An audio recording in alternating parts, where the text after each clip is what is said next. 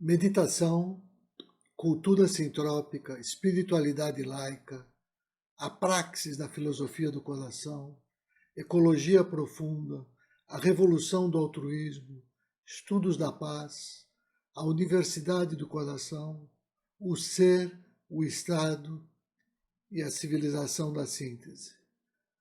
Olá, este podcast é dedicado à leitura de alguns dos textos do livro-blog Dhyana Bindu Bhagavad Gita, o sublime canto do Senhor sobre a arte e a ciência da meditação, de minha autoria, e esses textos tratam do nascimento da disciplina CMT 014, Oficina de Estudos, a Arte e a Ciência da Meditação. Sejam bem-vindos. Eu escolhi para a abertura dessa série de leituras o texto Bhavana Namaha, a meditação do coração e a universidade do coração.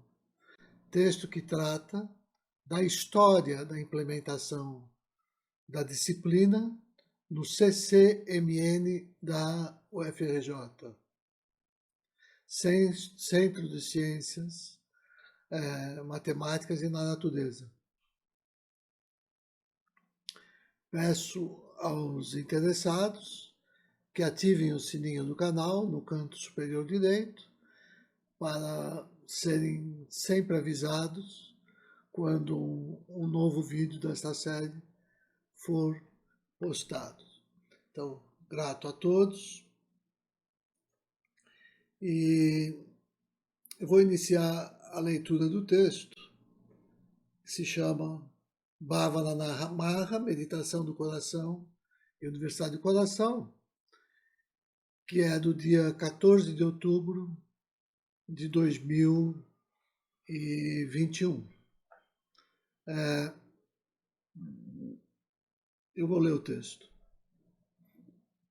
Embora o primeiro esboço desse texto tenha sido elaborado em 28 de janeiro de 2012, uma semana antes da vinda de Francisco Barreto ao Rio de Janeiro com alguns voluntários da Grande Síntese para o estabelecimento da pedra fundamental da Universidade do Coração, a sua conclusão está sendo possível somente agora.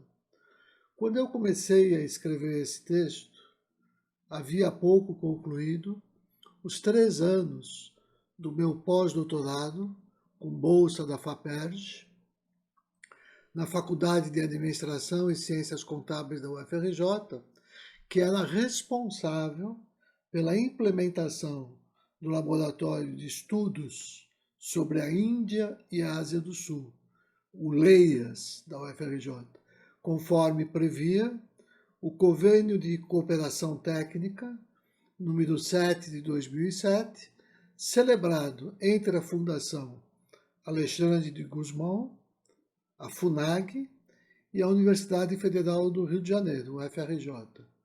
Por questões políticas, o projeto foi cancelado, impedindo o estabelecimento do programa regular e bilateral entre Brasil e Índia, que seria destinado a doutorandos e mestrandos da UFRJ e a todos aqueles interessados em temas relacionados à história, cultura e economia do subcontinente asiático.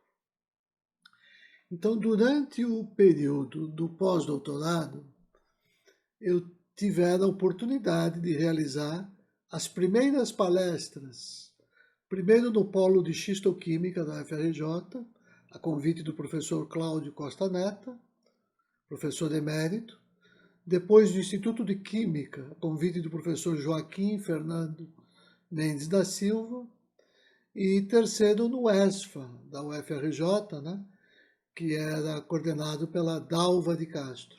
Quarto, no Salão Nobre da Decania do CCMN, juntamente com o professor Nilo Pedro da Cunha Gonçalves, que é da Faculdade de Educação Física da UFRJ.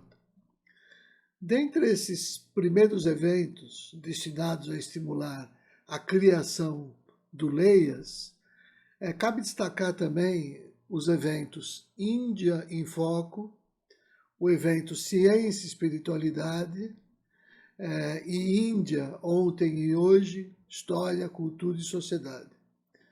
Não menos importantes para o estabelecimento do Leias, bem como para atrair a atenção da comunidade acadêmica para as questões relativas à Índia, foram as parcerias estabelecidas a partir de inúmeras atividades, das quais destaco algumas realizadas durante o último ano do meu pós-doutorado em 2011. Primeiro, a participação no GT19, Religião e Filosofias na Índia, durante o terceiro Congresso Nacional da Anteprec, no Mackenzie, em São Paulo, com apresentação no dia 4 de maio de 2011 da comunicação Uma Visão Polifônica sobre o Contexto da Gita no Mahabharata. Segundo, a participação no seminário internacional Consciência, Mente e Corpo, Perspectivas Orientais e Ocidentais, com a comunicação, Teoria e Prática sobre a Disciplina da Mente na Bhagavad Gita. Terceiro, a participação na comissão científica desse primeiro seminário internacional, Consciência, Mente e Corpo, Perspectivas Orientais e Ocidentais, que foi promovido na UFRJ entre os dias 17 e 21 de agosto de 2011, organizado principalmente pela professora Cecília, do Instituto de Psicologia. Quarto,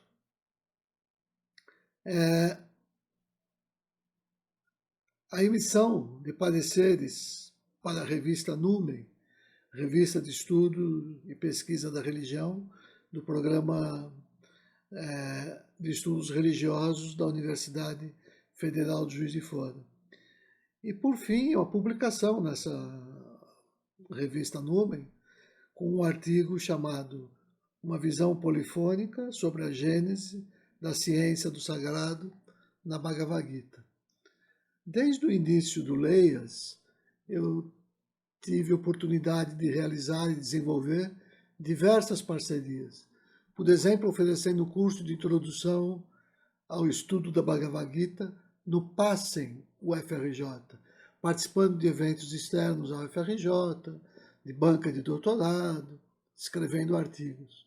E o Leias fortaleceu as relações com a Jawaharlal Nehru University, representado pelos professores Abhijit Karkun, do Departamento de Literatura e Estudos Culturais, que esteve na UFRJ em 2009.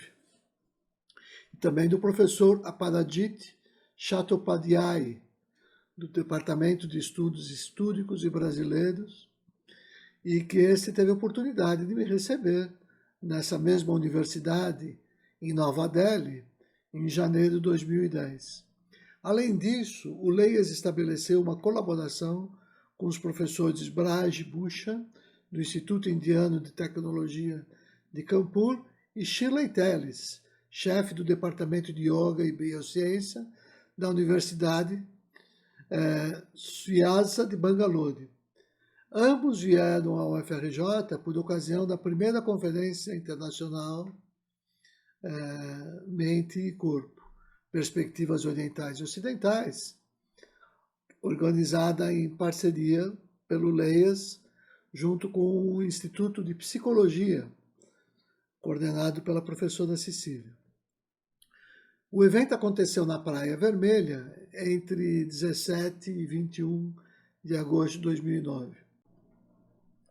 Agora, no plano interno da UFRJ, em função dos convênios firmados com as universidades indianas, a principal parceria estabelecida do Leias foi, de fato, com a professora Cecília Melo e Souza, do Instituto de Psicologia, que já em 2010 enviaria a professora Lúcia Rabelo de Castro à Índia para desenvolver o seu projeto de pós-doutorado. Bom, fim do meu pós-doc na UFRJ, e em função da parceria estabelecida com a professora Shirley, do Departamento de Yoga e Biociência da Universidade Suiasa de Bangalore, eu deveria passar o ano de 2012 na condição de professor visitante naquela instituição. Contudo, com o cancelamento do projeto do Leias no final de 2011, isso não foi possível. Mesmo assim, eu segui daqui trabalhando de forma voluntária e esses meus esforços me possibilitaram gradualmente implementar em 2019 a disciplina CMT 014, a Arte e a Ciência da Meditação, no CCMN da UFRJ. Foi nesse contexto de encerramento do Leias que o Francisco Barreto chegou ao Rio de Janeiro, no início de fevereiro de 2012, para tratar desse conceito que a gente chamava de Universidade do Coração. Surgia aí o embrião da nossa disciplina CMT 014. A base empírica da Universidade do Coração, ela já havia sido montada dentro do projeto organizado pelo Francisco, chamado Projeto Curação, aprendendo a curar com o coração, que no experimento conduzido na Fazenda Natureza pelo Francisco Barreto, tomado o nome de Projeto Reviver, que tinha por alicerce esse conceito de Bhavana, que a gente trabalha na Bhagavad Gita.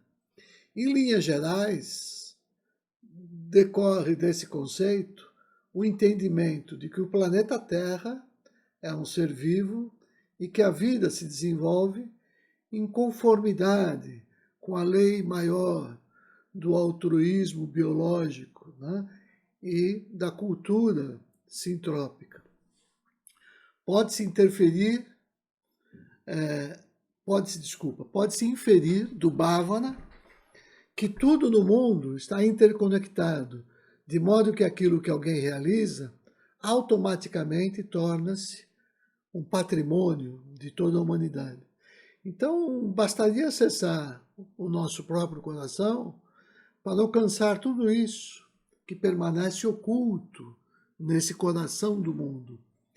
E a própria natureza se encarregaria de nos disponibilizar parte desse patrimônio ao longo do tempo. Por exemplo, quando um amigo nos traz uma notícia, isto faz com que aflore em nossa consciência individual muito do que estava em nosso inconsciente, que é de natureza coletiva.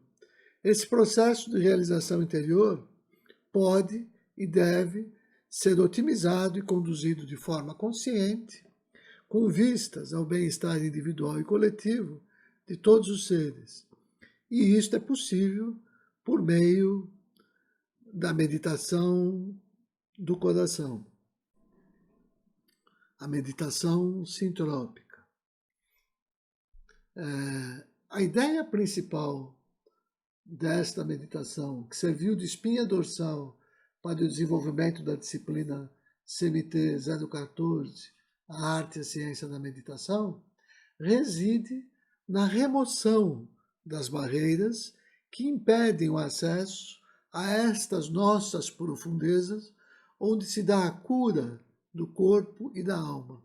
E isso nada mais significa que a percepção da nossa natureza de amor, paz e sabedoria, que constitui a fonte do coletivo e do próprio tecido social. Basta-nos entendermos que a cura é essa capacidade de nos tornarmos unos com nós mesmos e com o nosso planeta. Basta que nos lembremos que estar saudável é o nosso estado natural e que temos em nós mesmos uma sabedoria natural esquecida, mas que pode ser despertada se aprendermos a confiar em interpretar os sinais que recebemos do nosso corpo, do nosso ambiente e do nosso planeta. Então, basta que nos lembremos que toda cura é, na verdade, uma forma de libertação do passado, que nos permite aceitar o outro do jeito que ele é, sem medo, com a consciência de que estamos todos unidos uns aos outros e que o segredo da vida é não criar resistências para que as coisas sigam em seu fluxo natural, sem a interferência do nosso ego. Silenciar o ego é a cura da alma. E, como já dizia Platão, não há como curar qualquer corpo sem antes curar a alma que o anima. Então foi com esse espírito que nasceu como um primeiro produto da Universidade do Coração, aqui no Rio de Janeiro, essa disciplina CMT 014, a arte e ciência da meditação, que obviamente se funda na meditação, que é a um só tempo laica e espiritualista. E é isso que nós designamos como meditação sintrópica ou meditação do coração. A disciplina nasceu, como nós vimos em vários artigos já apresentados aqui, fundada na interpretação do termo sânscrito Sharada na Bhagavad Gita. É o termo que revela esse diálogo entre Krishna e Arjuna como uma metáfora desse diálogo da consciência e, consequentemente, como uma metáfora da arte, da ciência, da meditação.